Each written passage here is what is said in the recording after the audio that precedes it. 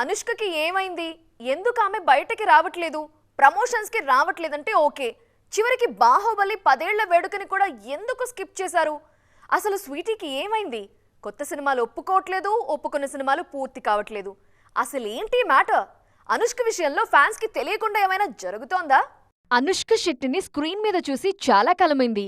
అదెలాగో కుదరట్లేదు, కనీసం బయటైనా కనిపిస్తే చాలు అనుకుంటున్న అభిమానులకు అది కూడా జరగటం లేదు. తాజాగా బాహుబలి టీం రీయూనియన్ కి కూడా ఈ భామ రాలేదు.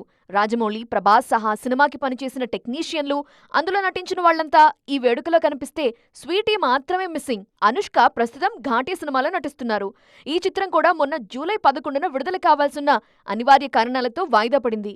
నెక్స్ట్ డేట్ ఎప్పుడో కూడా చెప్పట్లేదు మేకర్స్. ఒకప్పుడు ప్రమోషన్స్ విషయంలో చాలా యాక్టివ్గా ఉన్న ఈ సీనియర్ హీరోయిన్ కొన్నాళ్లుగా అలా కూడా కనిపించట్లేదు.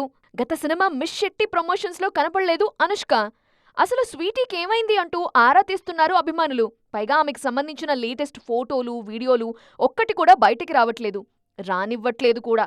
నిజానికి సైజ్ 0 సినిమా తరువాత బరువు సమస్యతో బాధపడుతున్నారు అనుష్క.